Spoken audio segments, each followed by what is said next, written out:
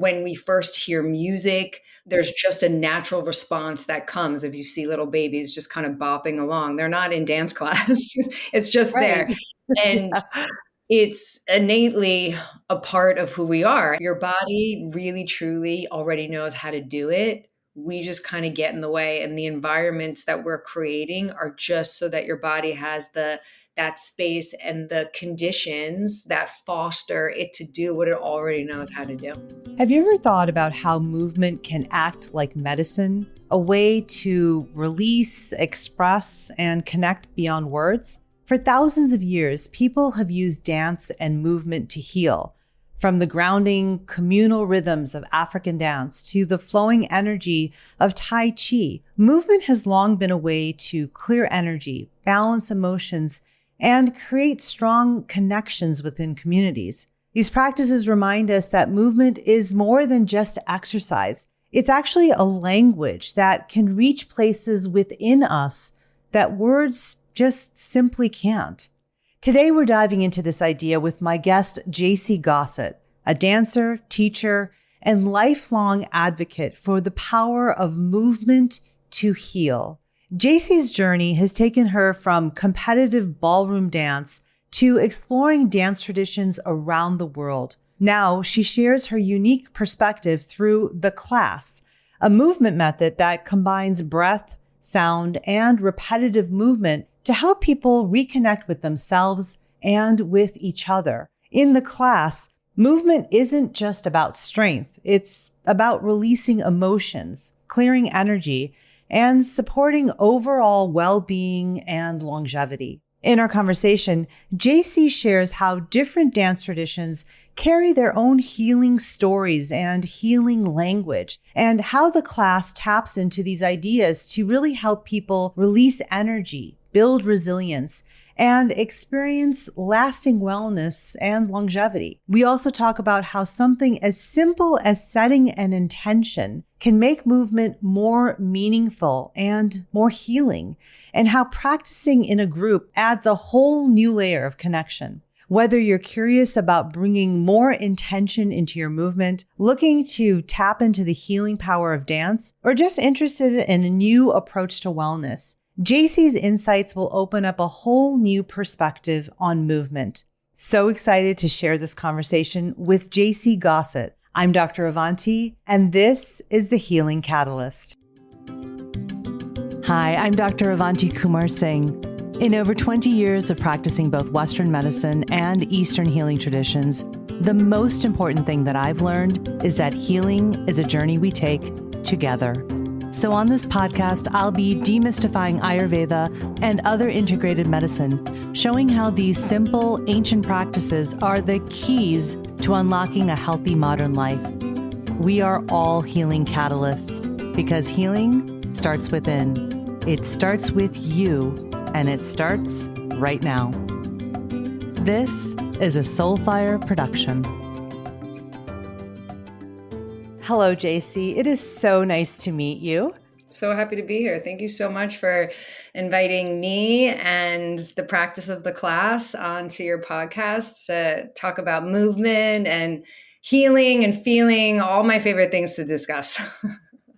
Yes, I am so excited to jump into all the things with you. I was so intrigued by your background. You have done so many things, all styles of dance, so many different cultures and their dance styles that you've, really studied. And so you bring such a wide breadth of sort of experience and knowledge to the idea of movement and healing and traditional ways of healing through dance and movement. And so I'm just so excited to jump into all of this. And so I kind of wanted to start with, you have done like all different styles of dance, everything from competitive ballroom dancing to, then now with the class teaching a very spiritually infused sort of movement practice.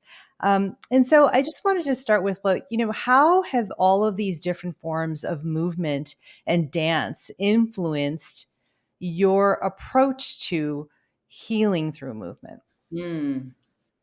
So I really feel like movement is my love language and also just my language, period. Like I have a lot of friends and people in my family that picked up musical instruments very quickly, or when I was in Spanish class as a kid, all everybody else was picking it up very quickly, and for me, I was always very clunky. And then when it came to movement, it was like, oh, this is a language I understand. Like my body just it resonates with it and it also can pick it up very quickly, but I feel way more connected and in a deep communication when I'm moving with somebody or moving versus actually speaking and talking. Talking Hmm. and speaking was always like came later for me. I had to like learn how to take my feelings and form words. So Hmm. to communicate what I was sensing and feeling, but movement was just like an instantaneous transmission of that and communication and technology. So when I started moving as a kid, I didn't know really what was happening, but I was just like feeling this. I always felt great. I always felt so much better, but there was something else happening that now looking back was a connection to something bigger, was me feeling maybe more like myself, was me moving through stress and tension as a kid from what was going on in my house.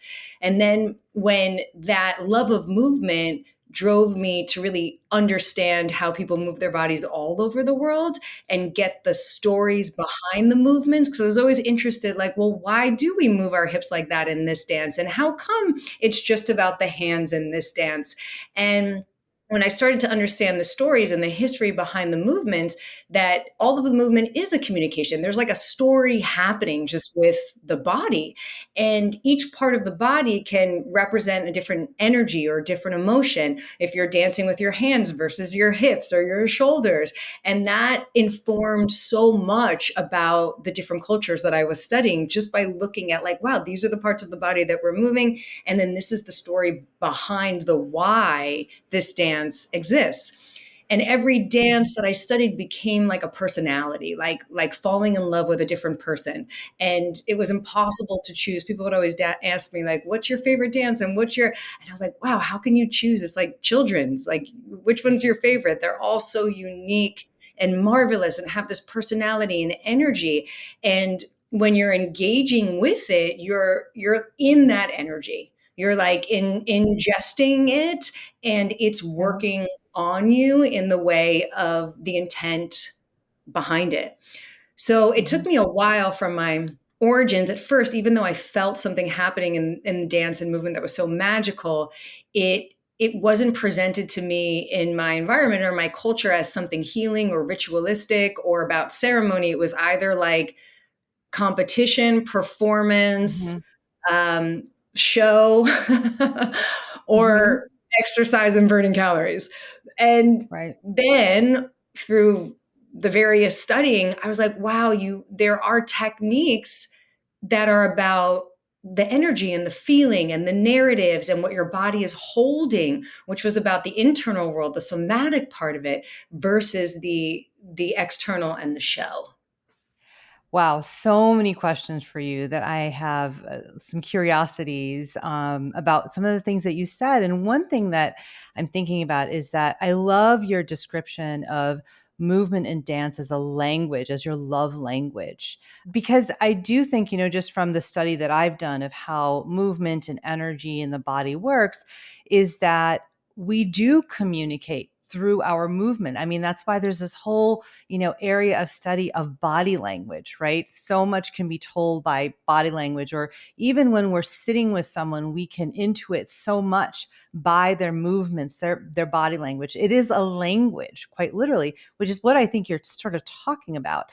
And so what's so interesting is that I feel like as kids, and you sort of alluded to this, that you started sort of feeling this language that you could tap into as a child versus speaking and communicating that way was through like the body language and movement. I feel like children do that a lot more than adults. It's sort of like we don't grow out of it. We're sort of forced out of it, Yeah. of using our body language to communicate what we're really feeling. And it's more about what's the body language that you are transmitting in a meeting or in a social gathering, right? It is much more performative. Let's talk about that. Like, what are your perspectives of that? Yes, I did some studying with Shiva Ray, and she has this program called Yoga Trance Dance. It's like like a method that she offers, and in a lot of part of that training, she and Gabrielle Roth, who created Five Rhythms, they talk a lot about movement from as babies, and that no one teaches you. I mean, if you were born with the ability to move, there is no teaching you movement. Like babies are just moving, Hmm. and Right. whatever it is that they're feeling is there's no filter. They're just like having the emotion, and you see it coming out of their body if they ever having a tantrum or if they're happy. And we learn that when we first hear music, there's a there's just a natural response that comes if you see little babies just kind of bopping along. They're not in dance class. It's just Right. there. And Yeah. it's innately a part of who we are. And in my experience, it wasn't a part of my culture. So movement was like acceptable for kids in sports, and like, okay, now it's gym class and you're doing like this, but it wasn't a part of the daily life and the human experience. It was sort of separate. And then the rest of the time was about sitting still and behaving Yes. and kind of being like an adult and taking all of that energy that you just innately have as a child and like suppressing it and holding it in, because to your point, performing, that was what behaving was and what Right. behaving looked like. And of Sure. course, I mean, all of this other stuff then starts to happen because there's this energy kind of trying to move, but it has nowhere to go. And when I started just kind of studying movement and looking around the world, and found it really fascinating that in other cultures, like, you continue moving. Movement and dancing is a part of your daily life. Like when you're in your house, maybe you're dancing with your cousins or your aunties and your uncles. And Right. that was so far from my experience. I mean, I saw my parents probably dance once or twice at a wedding in my entire Hmm. life.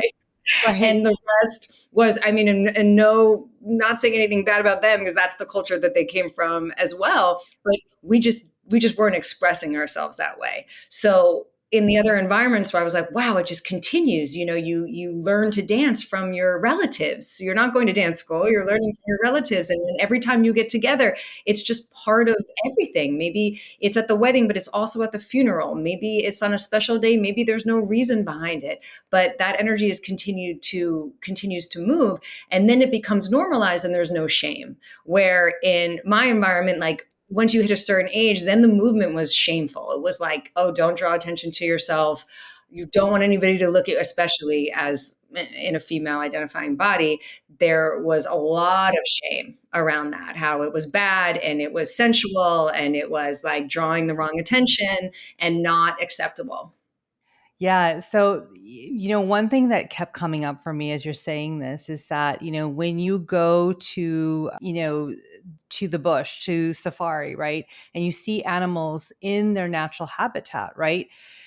I remember reading that, their natural state of, dealing with trauma. So if they've, been preyed upon by a predator and they're very, very scared, after the predator leaves, if they survive that, they'll shake, right? It's almost like this movement to release the anxiety and the fear, right? Hmm.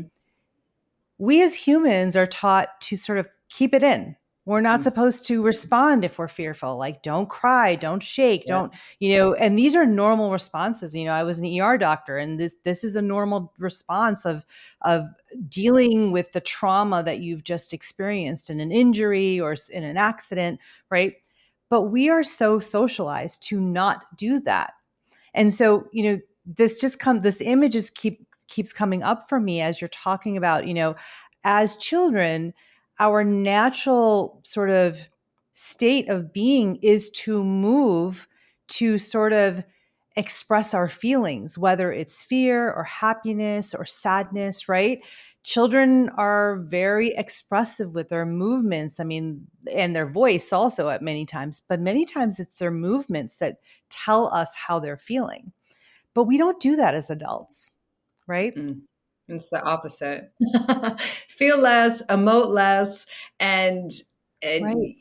everything you're saying, totally yes, and double click. And the body has these innate things that it already does, which is always so wild because we're trying to Right. override a system that's so ancient and Hmm. proven and so deeply wired that we spend all this time in our, like, the more modernized we get to try and override it, but it has that technology already, and like tears, it's processing energy and emotion. There's salt in there, there's a detoxification, laughing, making sound. We do a lot of vocal release in the class, so you may just you don't even know you're doing it sometimes, but your system, the body, is trying to always harmonize and move towards some state of either healing or resetting, just like the animal shaking. And that may come with laughing, it may come with tears, it may come with big sounds and sighs, yawning, stretching, Sure. Hmm.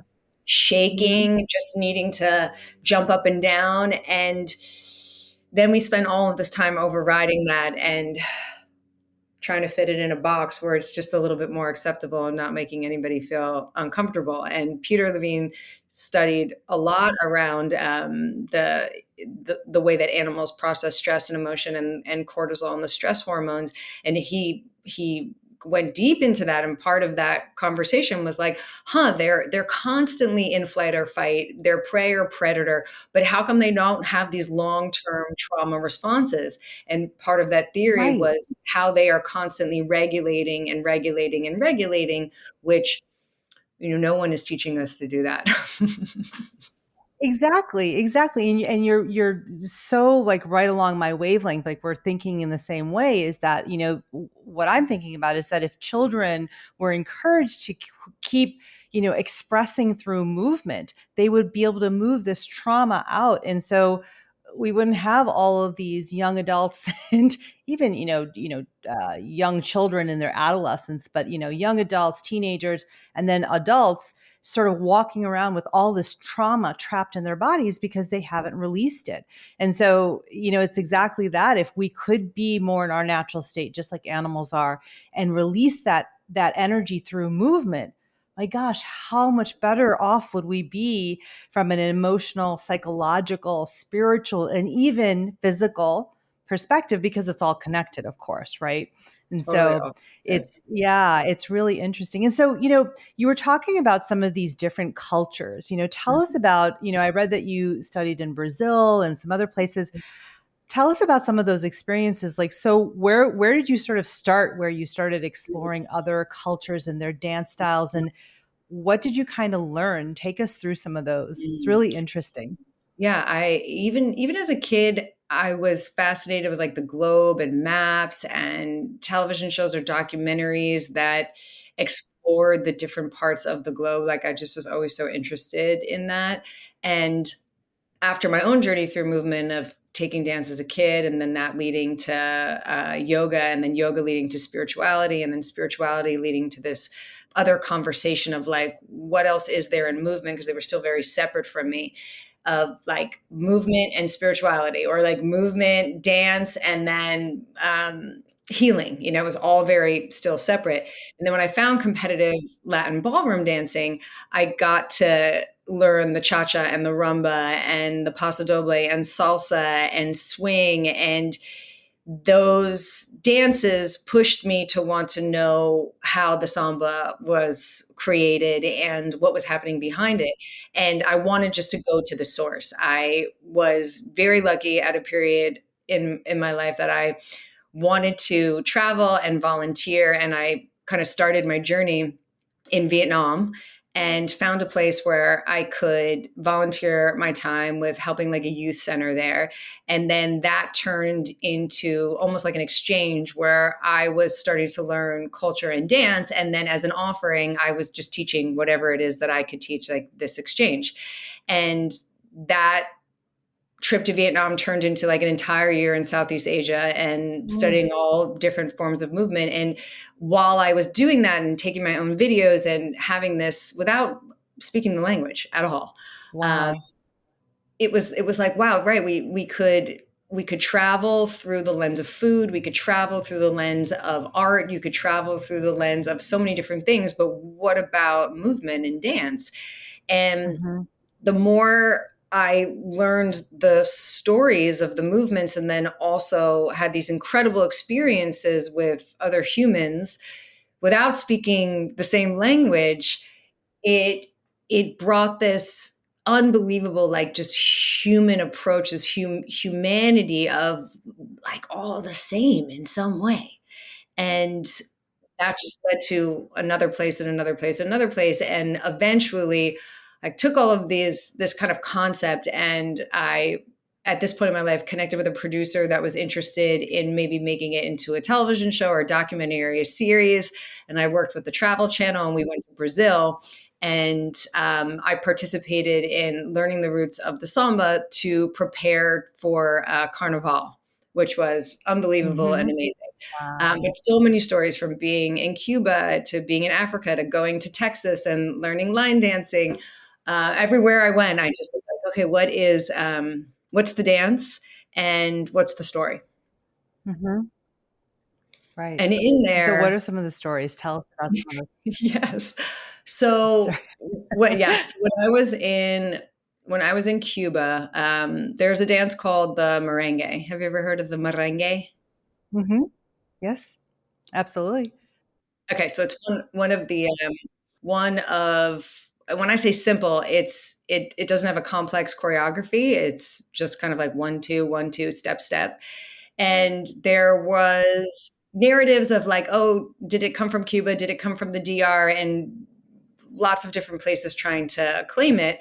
But when I was in Cuba, the information that was shared with me was this kind of, as slaves were coming from Africa, and it's so terribly devastating and heartbreaking to be thinking in this way. But as slaves were coming from Africa, also when any kind of human was trying to oppress another civilization or culture, part of that technique was robbing of the music and the dance, robbing the expression. So like you're not allowed to do your dance Right. anymore. There's no more singing. There's like no more expression, which helped me understand how powerful it was. Well, it's like, well, if that's being taken away, then that means there's a lot of power in it, because if that is some gateway to freedom or spirit or something, like still having hope or sense of self, then of course that wants to be stripped away.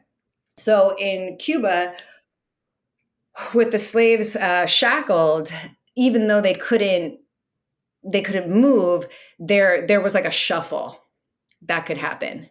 And Right. as people started migrating around the globe for all different reasons, it then would merge with whatever the culture was there and whatever the dance was there. So then you would start to see that shuffling being blended with whatever was happening in like the upper echelon society, and Hmm. forming a new movement and a new dance. Right. That's so interesting. Yeah. I mean, isn't it interesting that, movement can be a form of communication? And if someone wants to oppress you and cut off communication, they'll try and also cut off your movement, right? Yeah. And it kind of even goes back to what we were talking about, children sitting in a room in a school and they have to sit still. They're not allowed to move, right? For whatever reason. And now I know that things are a little bit different now in schools. That is changing a little bit compared to when, I was in school. I'm older than you, I'm sure, when we had to really sit still. So I think that has changed because I think more and more people are understanding how helpful that is to human beings to sort of express their emotions and move. And it does help them actually learn better in different ways, right? But it's so interesting how we can try and suppress another form of communication and expression and healing and moving energy to cut people off from sort of their healing process or their birthright, right? Their power, their source. Yes.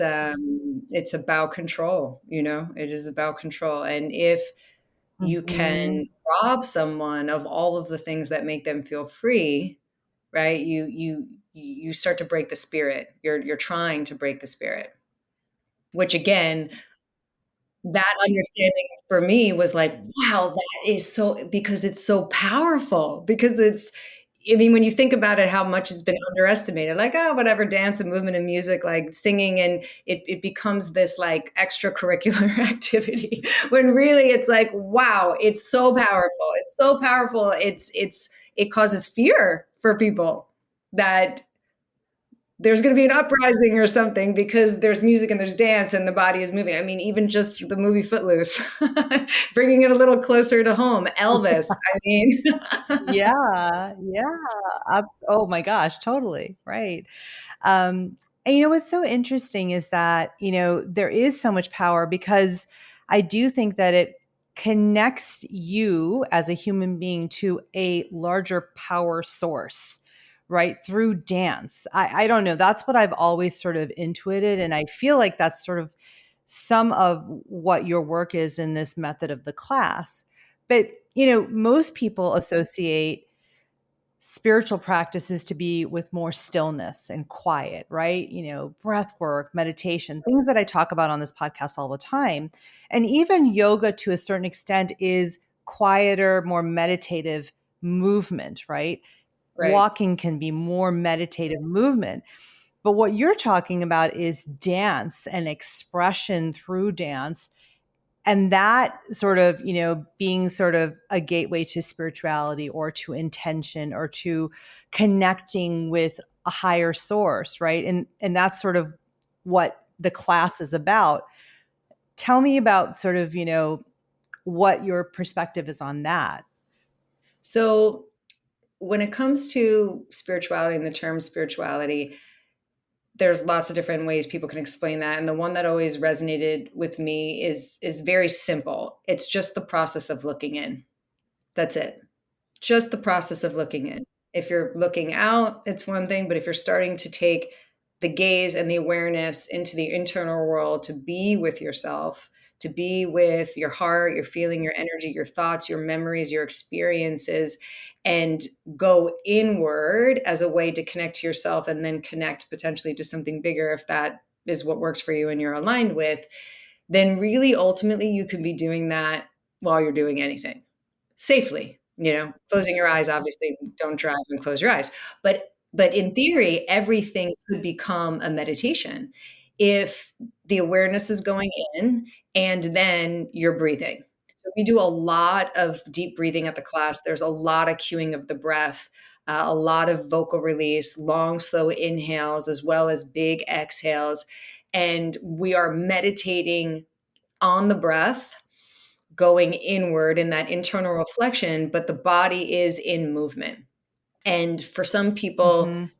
doing all of that sitting or lying down works for them. For some people, that's a complement to the class, or the Right. class is a complement to that. And for some people, for Mhm. whatever reason, it just doesn't resonate for them.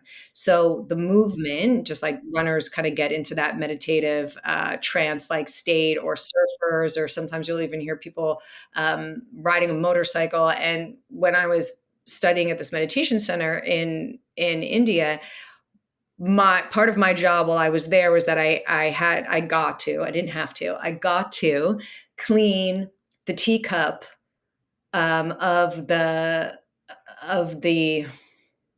now I'm blanking, when you're in a monastery, the person is the nun and the monk, The monk, right? Yes. the monks. Mhm. The monks, to clean the teacup. And the way that it was explained to me was like, you could just get in there and just like wash the teacup and then fill it up and bring it to the monk.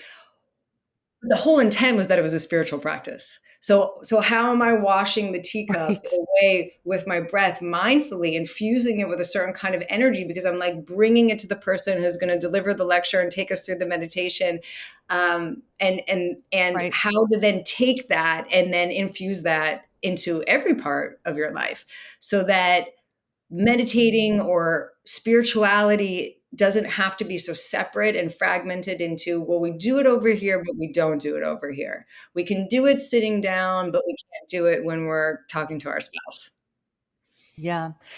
I love how you described it as spirituality as going inward, when the gaze goes inward. The way that I often talk about meditation It can be anything that allows you to have a point of focus, and the point of focus that you're talking about is inward, right? And so whether you're gazing at a flame or washing dishes or the cup, as you said, or running or swimming or sitting on, on a mat, on a cushion in a lotus position, whatever, walking, whatever it is that you're doing, if you can have a point of focus that then helps you turn inward, I think that's what we're getting at, is that that becomes a meditation, that becomes the intention, right? And then you add the breath. So let's go into sort of, first of all, what is the class? We've been kind of like, we've been dancing around it. Haha, no pun intended.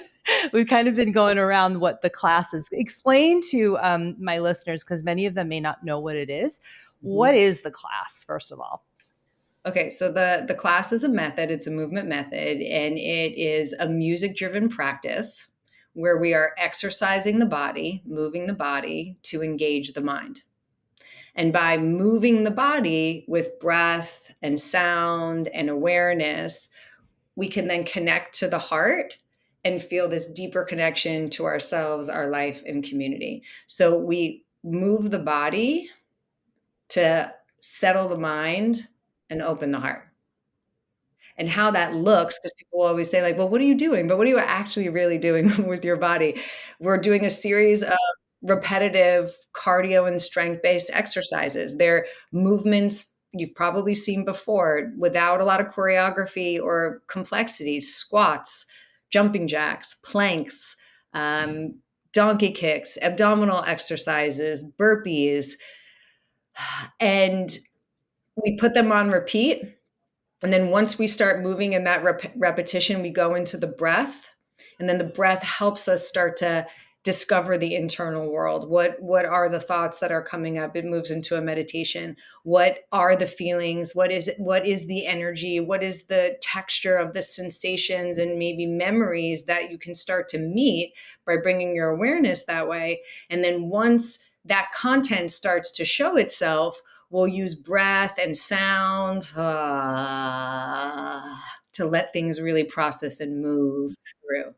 And through that, things start to release through the body. And you'll notice that the mind gets a little bit clearer. You'll feel more energized, grounded, present.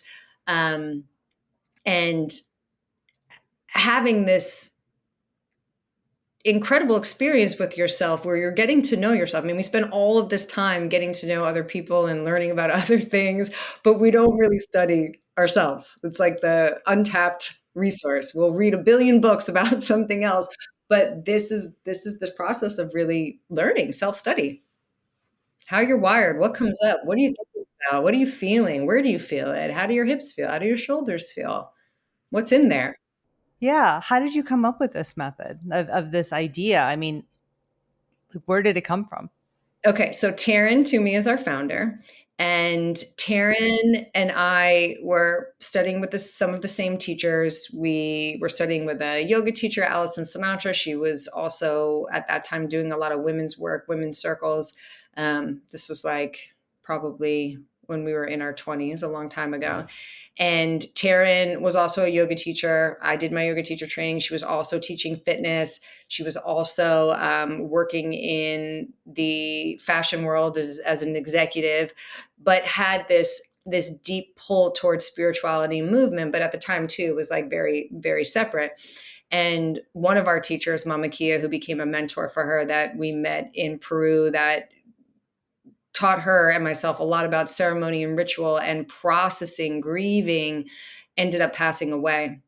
And when she passed away, Taryn's experience of processing that grief, as well as basically her entire life, started to literally just organically come out of her body with movement.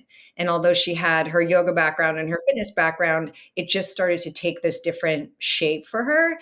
And she introduced it to the people that she was teaching, like one person at a time. Then that person brought another person, and that person brought another person. And she was doing this in the gym of her house, of her building. And then there was too many people to fit in that gym, so she rented the dance studio where her kids were taking ballet lessons. And I took my first class in 2013. in that dance studio where there were like Barbies everywhere. And there was like 38 women in the room, and the energy was just like, wow, what is happening here? What is going on? And once the music started and we started to move, because it's very driven by the beat and the moving on the beat, in that first few seconds, I had no idea about anything. If you could fast forward 20 years, 10 years from then to now, I never would have ever in a million years have thought that we would be here 11 years later. I would be here 11 years later. But I knew in that moment, I was like, something is happening here that is a yes for me. It's clearly a yes for everybody else here. And this is going to change the way we exercise. It doesn't have to be like, okay, now you go to the gym and then you go to yoga and then you meditate and then you have your therapy. And who has 10 hours a day to do all those things? Right, right. Wow. And so did it bring up sort of some of what you had seen? I mean, it sounds like it kind of clicked for you of all the experiences you had had from childhood in all these forms of dance all over the world. And then you experienced it in this sort of Western Right. way, In an right? accessible way, in an accessible Western way, because I mean, we can explain the class in so many different ways. And the accessible way is movement and fitness, because I think still things can be maybe feel like a little woo woo or a little out there. And but most people know that exercise is good for them. They know that like fitness and moving their body is something our doctors tell us we should do, and that it's good for us. So if you could take that thing that's very digestible, very accessible, but then also layer in these other things of the meditation and the mindfulness and the breath work and the vocal release and the spirituality, but in a container and a vehicle that feels very safe, very accessible, very digestible for people, then something really amazing can happen, because it's being presented in this like, oh, that's familiar. There's some squats and some jumping jacks and doing some planks. Right. Yeah. And so, what this is bringing up for me is really what true yoga is, right? And so, I'm a yoga therapist by training, and sort of yoga therapy is this idea of let's go back to what yoga really is. It's not about the pose, it's not about the asana. It's about all of the other things that are happening, right? Yoga is to yoke the mind and the breath and the body, right? And the breath informs sort of what's in the way of the mind and the body, right? And so we are supposed to, in yoga, breathe and, synchronize our breath with the movement, and it should be dynamic, et cetera. So what you're talking about is so familiar to me from that perspective. And like you said, it's also presenting it in a way that maybe is a little bit easier for people to meet people where they are in some ways, right? If they're not ready for yoga, even though yoga has become so incredibly popular in the West, there is, a lot of discussion a lot of times around, is it woo woo? Is it a religion? Is it all these things? And you're sort of, what you're talking about with the class is sort of a Western sort of approach to meet people where they are. So I really Mm-hmm, appreciate that. mm-hmm, Um, in Ayurveda, the basis of Ayurveda is that, the energy body is the blueprint for the human body, right? Ayurveda is older than traditional Chinese medicine. We knew about the energy body, and all the energy, all the chakras as the energy centers, and the nadis and the marmas, all of that, right? And that the idea is that when we have blocked energy, that is when illness will start to develop, right? It can be very subtle. And as that blockage continues, it can become more and more serious, where it shows up as, more chronic symptoms, illness, disease, right? And so what you're talking about to me is ways to unblock that energy, is mm-hmm, what I'm hearing. mm-hmm. Is that sort of what you're saying? Because you're talking about that, when you went to the first class, you felt this energy. It's almost like that was releasing, right? Let's talk Totally. about that. Totally. So we know that if we're going to talk about the block centers, and then we know when energy is in flow, if we're going to use the word prana and life force or vitality, um, we know that things that can enhance flow and life force are things like movement, music, breathing, sending the breath and bringing your awareness to the energy centers, the chakra centers, being outside, being with community, yoga, meditation, all these things. So in the class, we're taking all of that together, and via the breath and the movement and that visual of going into the energetic centers where you're bringing your awareness and cultivating that breath, you can start to feel in the somatic processing of Mhm. it where the tension is. Right. So Right. potentially when we're not tuned in and checked in, we might know we're not where the tension is. You don't know until all of a sudden you're like, wow, my back is out.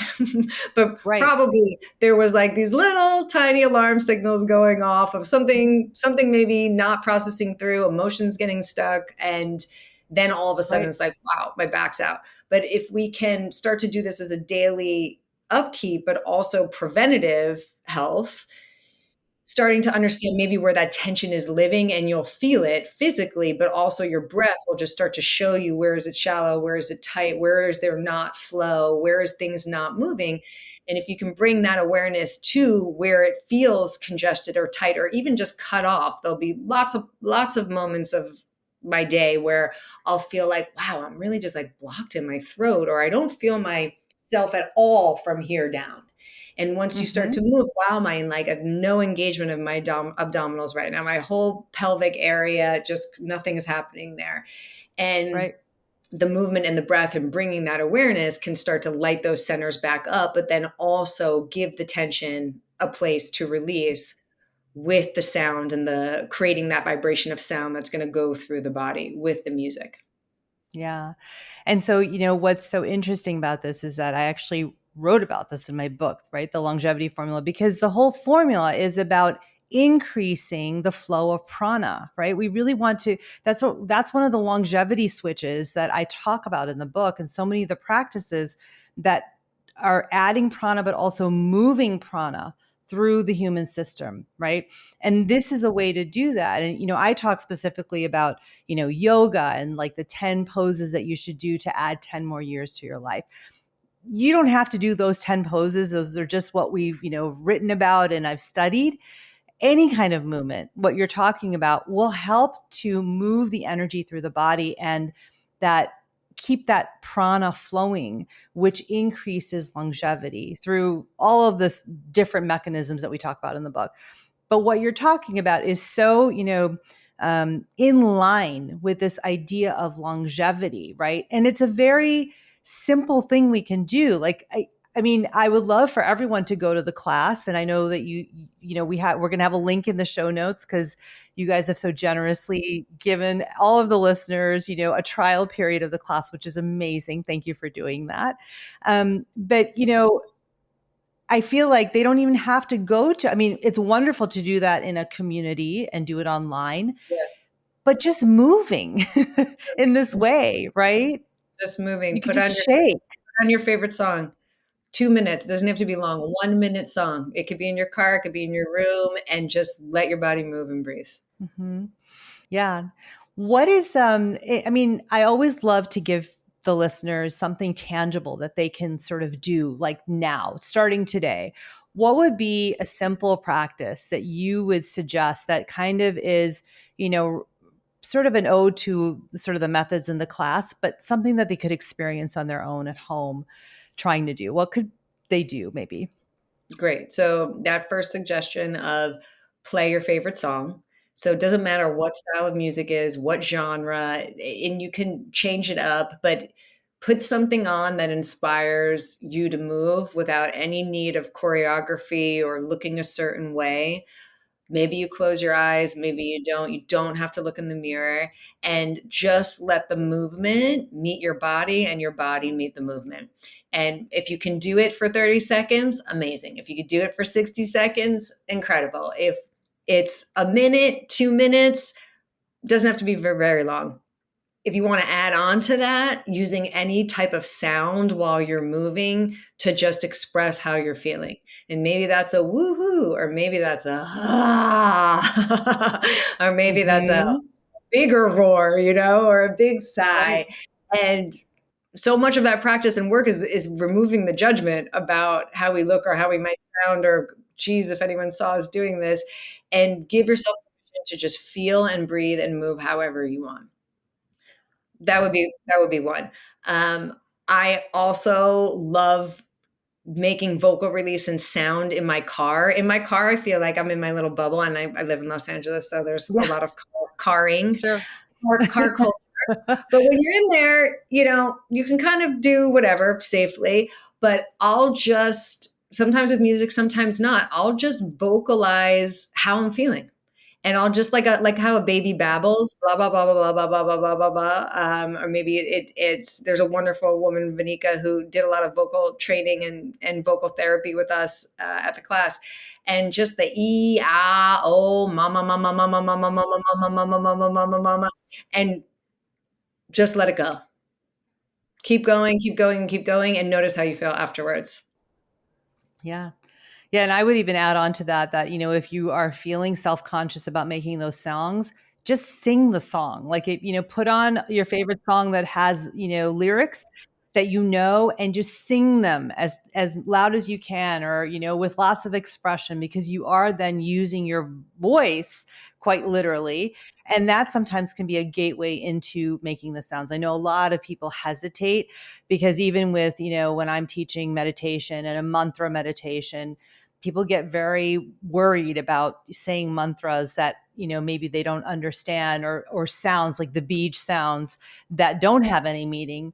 People get a little stressed out by that because, Yeah. again, it's something that we are told not to do, right, from a young Mhm. child, as children. And so by the time we're adults, we're afraid to make these sounds that were so natural when we were children, right?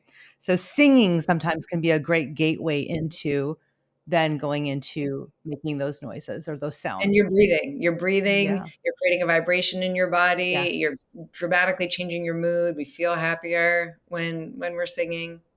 Mhm. Yeah, Also, absolutely. bringing your awareness to your breath at any point in anything that you're doing, and a way to keep yourself with the awareness that I find helpful is counting. So sometimes just being aware of your breath, inhale and exhale, may not have enough of a hook. So whatever it is that I'm doing, if I feel myself just starting to get a little anxious or tuned out and checked out to what I'm doing, whatever it is, I'll just start counting. So I could be sitting here with you and be counting inhale for 8 and exhale while I'm driving, while I'm walking. And it doesn't have to be 8. You can do 4, you can do 6, but attaching the number may help you stay with the breath a little bit longer. And then it just becomes a little bit of a game.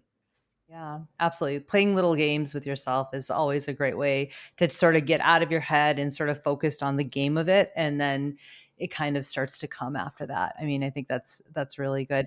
I also really liked your idea, or sort of your commentary about, in the class, of sort of tuning into the different chakras and the energy centers, and sort of moving the breath to that energy center. Because, again, it's prana, right? You're moving that prana from, the nature into your breath, into your system, and then you're directing it somewhere. So it's why, if we have discomfort somewhere in our body, just even if there's not a major energy center there, you can say to yourself, oh, there is an energy center there, because there are thousands of chakras in the body besides the 7 main that we all sort of know about.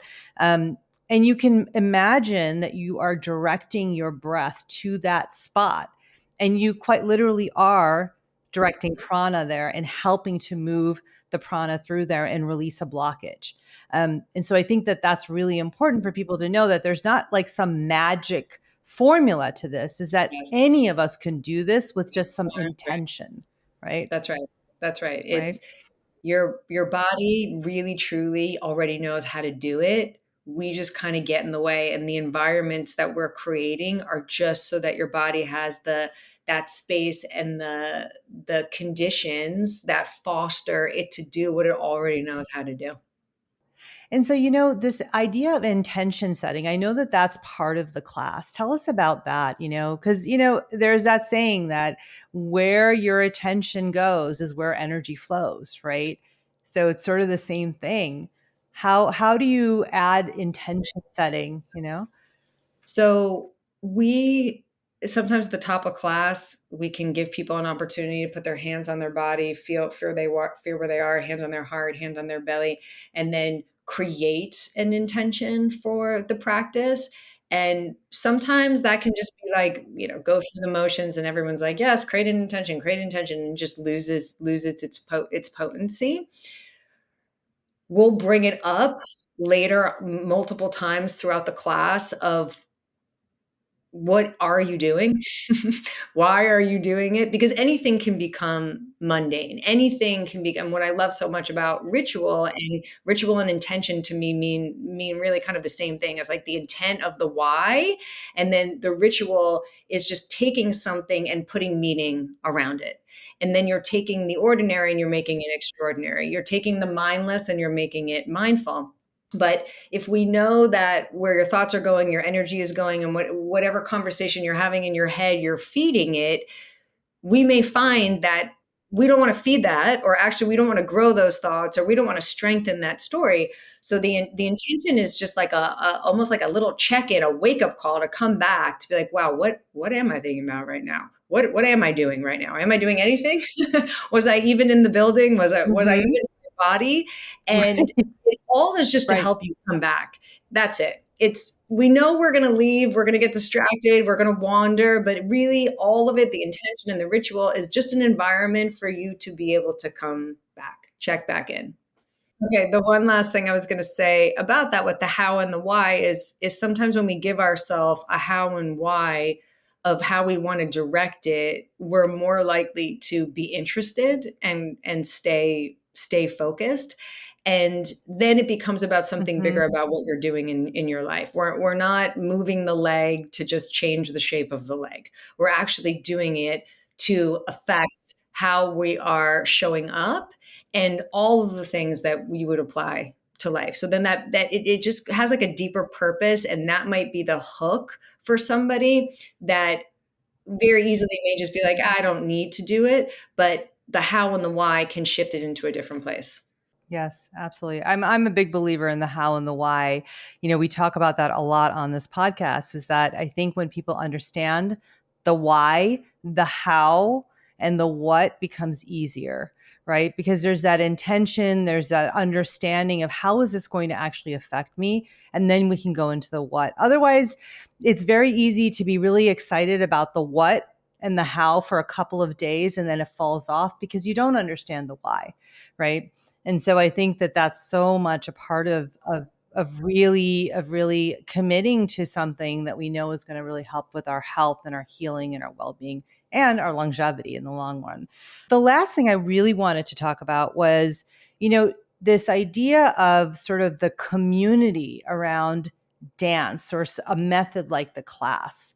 How does that, because again, when you were describing your first class that you went to, you were like, there's something happening here with all those people in the room. Tell us a little bit about your experience of dance and community.